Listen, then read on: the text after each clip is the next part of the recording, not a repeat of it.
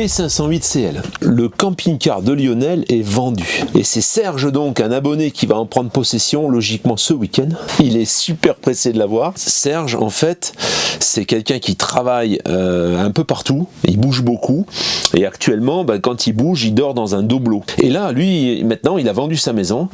Et il a décidé de naviguer un peu sur nos traces. Et il achète ce camping-car pour pouvoir justement stationner sur son endroit de travail. Ça fait plaisir parce que déjà Lionel va pouvoir naviguer vers ses projets et puis Serge va vraiment découvrir une autre vie. Donc ça, c'est une victoire pour moi parce que j'y mettais vraiment un point d'honneur, hein. Je voulais vraiment le vendre, ce camping-car. J'ai eu pas mal de touches, hein. Ça a failli se faire plusieurs fois pour diverses raisons. En fait, ça s'est pas fait. Ça a duré un petit peu quand même parce qu'on a vu ce camping-car en novembre la première fois. On l'a vu en novembre et on l'a essayé ensuite en début d'année. Voilà, donc on vient donc à ce fameux Hummer. C'est pareil, on a eu quelques touches assez brûlantes, on va dire. Hein, ça a failli se faire, ça s'est pas fait. Donc aujourd'hui, il est là. Hein, il est toujours là, ce petit bijou, et il est toujours disponible à la vente. Hein, donc si toutefois tu étais intéressé, contacte-moi sur trouve-moi-un-camping-car@gmail.com et on discutera ensemble. Je te communiquerai le tarif. Je vais pas communiquer le tarif comme ça en direct. J'ai pu remarquer que la notion de tarif, elle est différente en fonction de chacun. Je respecte le tarif de la personne qui possède ce camping-car. Pourquoi je n'évoque pas le prix en direct? J'évoquerai le prix quand il sera vendu. Il y a des gens qui me sortent la cote, par exemple. Hein. Bon, la cote, on sait tous que la cote, il n'y a aucun véhicule sur le marché de l'occasion qui respecte la cote. La cote, c'est pour les gens qui reprennent les camping-cars. C'est à ça que ça sert, la cote, en fait. Hein. Ils se servent de la cote Argus, la pseudo-Argus, hein. C'est une cote qui est calculée par des magazines ou par... Et c'est pour favoriser leurs annonceurs, bien sûr. Hein. Et leurs annonceurs, c'est souvent des personnes qui fabriquent des camping-cars.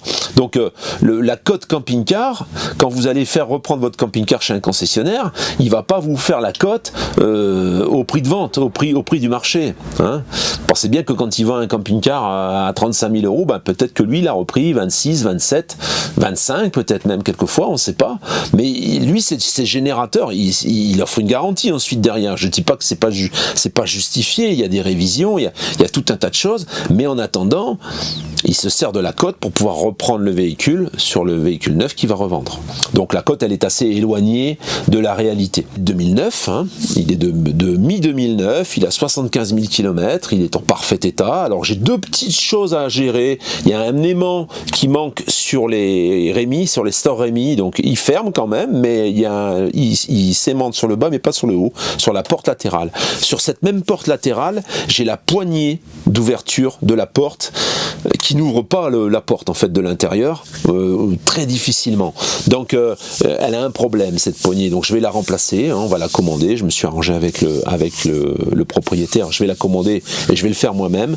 Et j'ai une petite serrure, c'est les mêmes serrures que les miennes en fait, hein, en plastique. J'ai une petite serrure qui est cassée, donc le placard s'ouvre et se ferme, mais elle est ouverte. J'en profite pour te dire également que si tu as un camping-car à vendre, et à la limite même dans le gabarit de Lionel, ce serait pas mal, n'hésite pas à me contacter. Tu vois, regarde, celui de Lionel, il s'est vendu, donc je peux m'occuper de ton véhicule. Je sais qu'il y a beaucoup de gros camping-cars poids lourds qui sont quelquefois difficiles à vendre. Je pense que d'être en immersion dans le camping-car et de montrer un petit peu aux futurs acquéreurs comment ça peut se passer dans un camping-car comme celui-là, ça permet de pouvoir le vendre plus facilement. Faire à manger dans un camping-car, bah ouais, écoute, moi je fais ça tous les jours. Hein. T'es marrant, toi. Moi j'ai ma cuisinière qui est là. Il y a Charlie qui est passé me voir, un abonné, et il m'a apporté une petite bouteille de vin qu'on va boire avec Eva. Et là, je vais me préparer la tambouille. En fait, c'est quasiment comme à la maison. Hein. Tu vois, il faut pas t'imaginer qu'il y a une grande différence. C'est pareil, quoi. Bah ouais. On va faire du riz. 2 volumes d'eau pour 1 volume de riz. 1 et 2.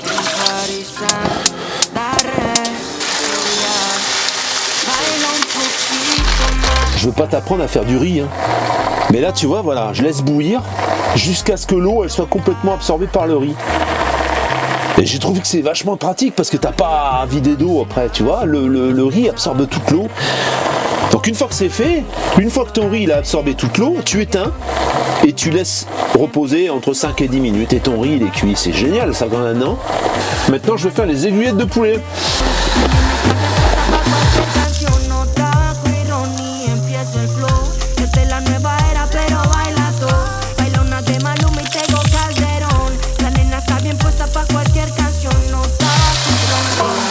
Toi, t'aurais pas fait comme ça, je le sais. Ah oui, je sais que tu vas dire ça. Moi, j'aurais pas fait comme ça, je le sais bien.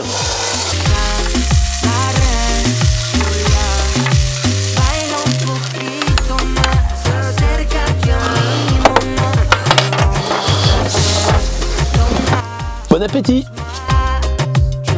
Que más ladra come hueso, el que a ti te baila sabe eso, y nos ponemos bien traviesos, esos son efectos del proceso. Je vais bientôt devoir passer au contrôle technique. Alors j'ai fait un peu le tour du véhicule. J'ai les pneus arrière qui sont limite, surtout le dernier essieu, il y a quand même du ripage, donc je vais changer les 4. Mes pneus, je vais pas chez un marchand de pneus, je commande sur internet chez allopneu.com et ils viennent me les poser directement sur l'endroit où je me trouve. On va tout de suite les commander ensemble, comme ça je vais te montrer un peu comment ça fonctionne. Tu te connectes sur Allopneu, donc c'est simple, hein, dans ton moteur de recherche Google, tu marques Allopneu, allopneu.com, tu cliques et tu tombes sur leur site. Pneu auto. Voilà, ici.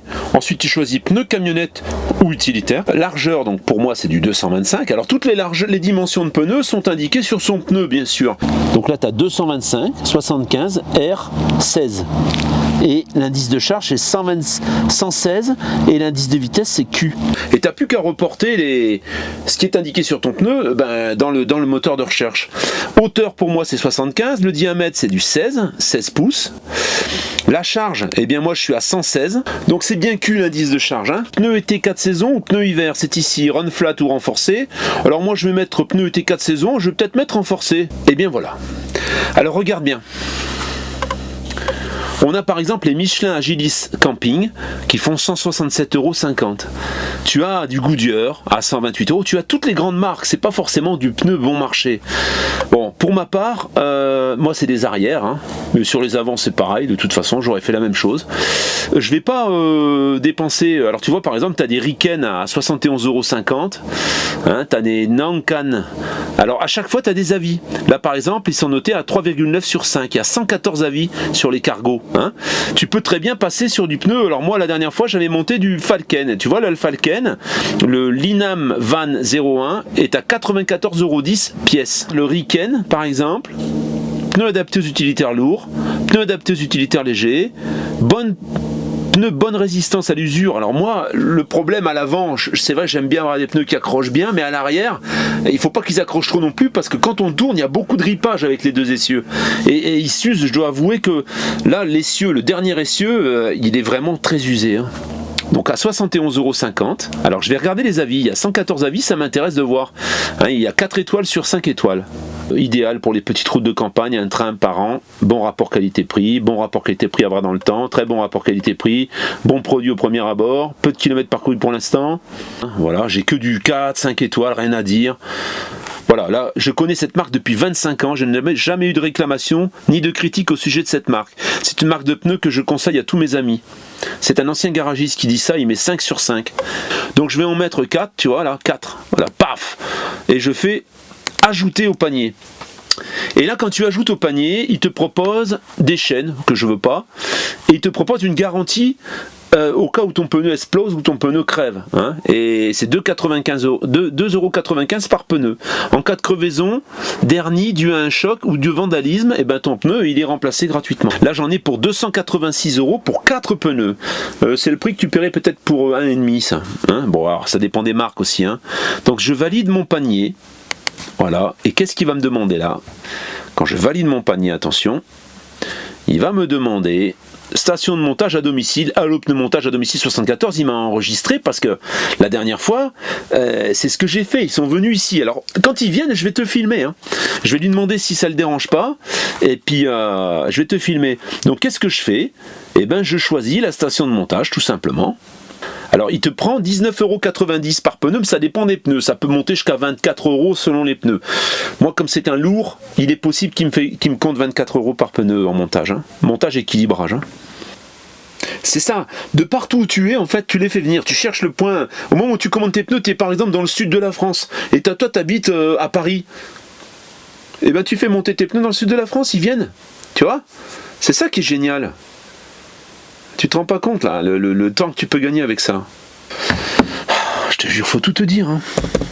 À partir du moment où il a reçu les pneus, là je les commande aujourd'hui, il va les avoir après-demain, il viendra me les monter début de semaine prochaine, quoi, au milieu de semaine prochaine. Il prendra contact avec moi. De toute façon, moi j'ai à m'occuper de rien, j'ai noté le numéro, je suis tranquille.